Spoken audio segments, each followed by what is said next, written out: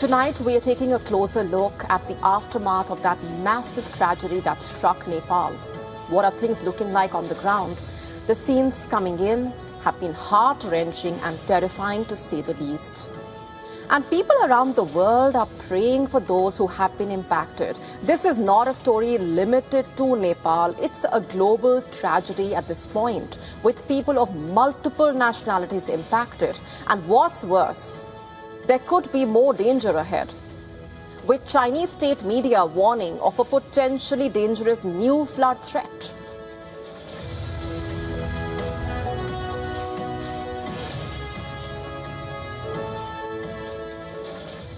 According to China's Ministry of Water Resources, a significant barrier lake has formed near the confluence of two rivers in Nepal. Chinese state broadcaster CCTV reporting that the lake contained an estimated 2 million cubic meters of water and is already overflowing. The ministry warns that another 3 million cubic meters could enter that lake over the next 3 days, creating a high risk of a breach. So that warning puts the next 72 hours, in fact, under intense scrutiny. The next 72 hours are crucial for Nepal as a result. Chinese authorities saying they are closely monitoring the situation, conducting flood simulations and analyzing possible breach scenarios as they prepare emergency response measures as well. And this warning coming after the devastating mudslide originating on the Nepalese side of that border struck.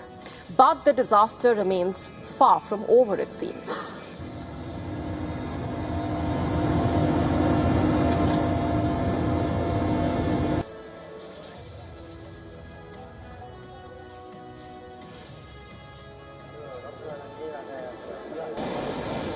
Chinese authorities have warned that difficult terrain continued to be a challenge, rainfall, possibility of secondary disasters complicating the rescue efforts as well. So can that barrier lake withstand the additional water expected over the next 3 days is the immediate question hanging in the air, and a lot depends on that for Nepal. If it breaches, downstream areas could face a sudden and potentially devastating surge. For communities already battered by the disaster, the coming 72 hours could be crucial.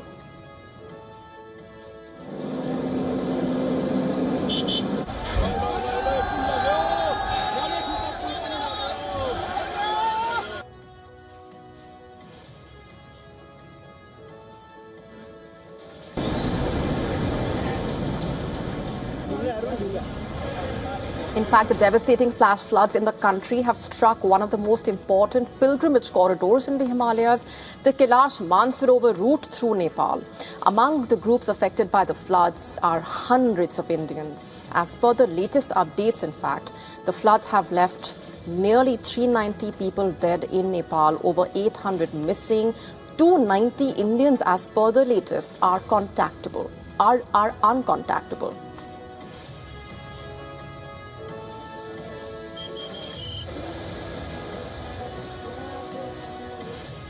India has been rushing relief material. The floods have blocked highways connecting various neighboring towns to the country's capital.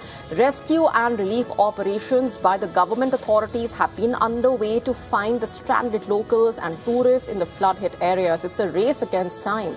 And survivors in a Nepalese village recalled the horrors that they witnessed as a result of the devastating floods, as the water rushed through the settlements, carrying mud and debris and leaving behind a trail of destruction. Listen to this. It came in suddenly and exploded like a bomb.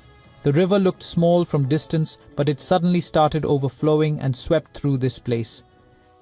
We are facing a lot of challenges, and the biggest one being blocked roads. As of now, we are not able to tell how many people are still stuck or buried under the debris, as there is no way to reach the spot. For those from around the world watching these developments, listening into these voices, it's horrifying to even watch what's playing out. Imagine the pain, the suffering that the people on the ground are going through, what the families of the loved ones who are missing are going through. The relatives of those missing in the floods were seen packing outside a Kathmandu hospital, for example, desperate for any updates about their loved ones.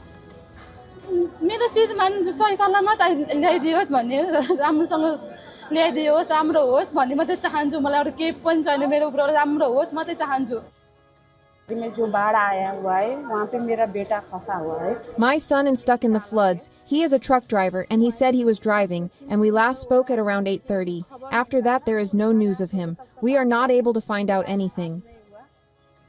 Just to better understand the scale of what unfolded and what's happened on the ground, let's also get you a bird's eye view at this point.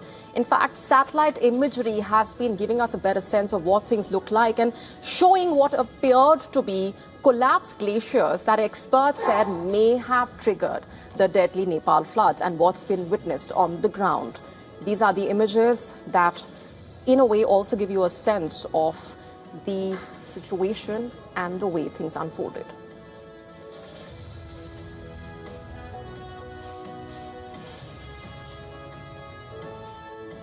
Let's now get you this drone footage coming in from Nepal's district, showing the extensive destruction that's been left behind by the floods, the mudslide.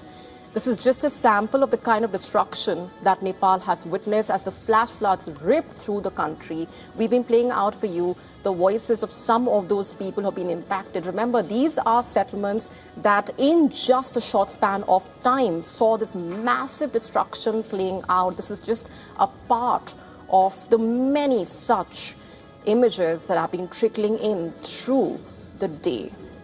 And remember, some of the country's most critical infrastructure impacted. The government's preliminary estimate also putting the infrastructure damage at more than 200 billion rupees. That's about $1.3 billion.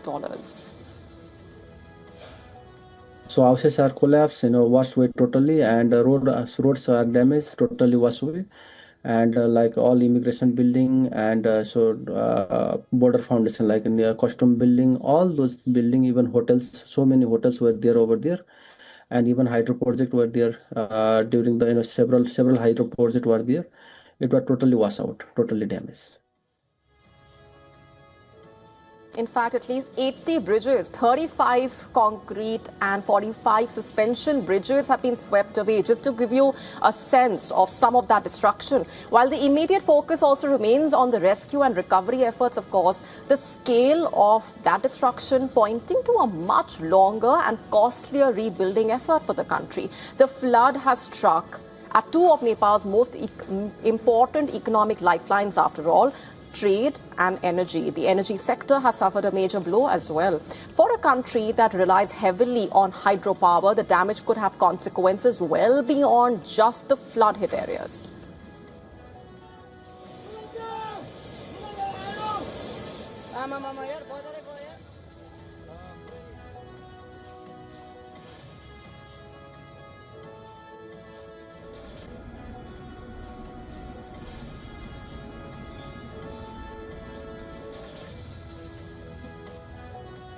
So have a look at these images that we are playing out for you. This is what things look like in just a span of that short few seconds, which, remember, on the ground at that point, nobody really knows what's impacting them, what's hitting them in that moment. And just complete destruction following that entire area wiped out. You can see those people running there in a state of absolute panic, because in that moment of destruction, you don't know what's happening. In fact, the destruction that we've been seeing of the roads, the border infrastructure could also disrupt trade, tourism, construction, supply chains across the country. For Nepal, the challenge now is twofold, if not more. Rescue those still missing, restore basic connectivity. This is just a sample of that extensive destruction that these flash floods have left behind. Rebuilding the country's damaged infrastructure is just one part of the story, which of course will take far longer, cost far more than what the initial estimate is pointing towards. Right now, it's a race against time to locate those who are missing, save those lives. At this point, it's also important for the people to stay alert, follow official warnings, and watch out for verified emergency updates.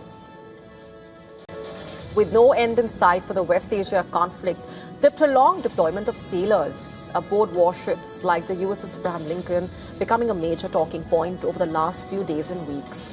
Now, a new report has raised serious concern about how America is actually dealing with possible mental health concerns of its military personnel. Let's break this down. American news portal MS Now flagged the case of one such sailor aboard USS Abraham Lincoln, which has been at sea since November last year. I was then, of course, taken away from the region. This personnel attempted suicide by jumping from this warship on the 3rd of August, reportedly. After being medically evacuated, he was sent back to the US 10 days later. What was the trigger for this move? According to the report, the sailor was stressed out because of his deployment being extended. Additionally, he was repeatedly denied paternity leave. His wife gave birth to a child in February this year, reportedly. Now, this aspect cannot be understated, as reports had previously also indicated that most sailors are working very long shifts and some are rarely even getting a day off. Complaints also surfaced, remember, that personnel on that warship were running out of food, toothpaste, soap. Now, what charges is that sailor who attempted suicide, allegedly, is facing? According to MS Now, reportedly, he has been accused of intentionally hurting himself to avoid service. He has been charged for absence without leave, the report claiming that the commanding officer is likely to decide his punishment. He could reportedly end up losing half of his normal pay. Reacting to this, Democratic lawmaker Sarah Jacobs, who was also a member of the House Armed Services Committee, stressed that no one should be punished over mental health issues. She called upon the US Navy to provide sailors with the necessary support that they deserve. While the US President as well as the Secretary of War have dismissed concerns in a way about living conditions on that warship, it will be making a brief stop in Thailand next week, remember, before heading back to the US. According to the Royal Thai Navy, US sailors on that warship will be arriving at a Pattaya resort soon for rest and recreation. Are tech giants accountable for social media addiction, which often fuels mental health issues among youths? After being sued by multiple US states over this very contention, Meta has announced a settlement worth $18 billion in a big win for accountability. It has decided to curb Instagram and Facebook use for teenagers. Why does this matter, you ask? While Meta denied any wrongdoing in agreeing to settle the case, this could provide a template for resolving thousands of similar other lawsuits pending against social media companies. In this case, 29 states had also accused Meta of collecting personal data from children without parental consent and using it to train generative AI, allegedly. Let's just look at the changes that Meta will be ushering in for children aged under 18. To begin with, teens will be able to use Instagram and Facebook for a cumulative period of 2 hours only on a daily basis. This feature can be turned off solely with the parents' permission. Teenagers cannot use these applications between midnight and 6 a.m. Very important. Notifications will be muted by default between 8 a.m. and 3 p.m. Additionally, they will receive prompts after every 15 minutes of continuous screen time and when their usage hits 60 and 90 minutes. Also, they will not be able to see the number of likes and reactions on their posts. This is a big change with a lot of implications. As social media tends to amplify peer pressure, the race for likes often fueling anxiety, depression, Meta has also banned the use of extreme makeup filters by teenagers. Most importantly, in a way, parents will be provided periodic updates on their child's usage. Meta has also agreed to strengthen its age verification measures. As part of the settlement, Meta will pay $12.7 billion over the next decade. The state which will receive the biggest chunk of this payout will be California, that is due to get $2.2 billion. But the remaining amount will be paid by Meta only if its rivals, YouTube and TikTok, implement a 1-hour daily limit, night mode, and age assurance measures for teenagers. It's worth pointing out here that only 2 US states New Mexico and Florida are not a part of this settlement. However, can money make a difference to the lives of those who have lost their children because of social media addiction is the big question. Let's play out for you one such parent's deep anguish. You have to be 16 to drive, 18 to vote, 21 to drink, 25 to rent a car, but yet you can be any agency, anything on the internet, and there's no guardrails, and these companies know it. And no amount of money is ever going to bring my beautiful daughter back. Now, this is not the first legal setback for Meta as far as social media addiction is concerned. Earlier this month, a New Mexico state court, remember, ordered Meta to pay $567 million into a teen mental health fund and change how its platforms function for young users. In March, a Los Angeles court found Meta, as well as Google, negligent in designing addictive products. It also ordered them to pay $6 million to a 20-year-old woman who became addicted to Instagram and YouTube as a child. This also brings us to a very important question. Will Meta extend the same kind of social media curbs to children in India, which is its biggest market? As per estimates, data reportal estimates, there are around 481 million Instagram users and 403 million Facebook users in India. And this assumes a lot of significance at a time when India also is grappling with the menace of social media addiction. According to a report, social media users in India spend up to 1 hour 30 minutes daily on platforms like YouTube, Instagram, Facebook. Let's just break down for you the extent of social media usage among children under 18 in India specifically. According to a nationwide rural household survey that reached over 600,000 children, access to smartphones is almost universal in the 14 to 16 age group. Crucially, 76% of the digitally literate children admitted to have used smartphones for accessing social media. That's not all. 37% of 16-year-olds and 27% of 14-year-olds reported having their own smartphone. It's also worth noting here that countries around the world are scrambling to tackle digital addiction among the youth. For example, nearly 40% of global education systems have varying levels of bans and restrictions on the usage of cell phones in schools. Also, countries like Australia, Indonesia, for example, have banned those aged below 16 from accessing social media platforms. In the wake of Meta's settlement, it now remains to be seen what steps the Indian government will be taking to address growing social media addiction as well.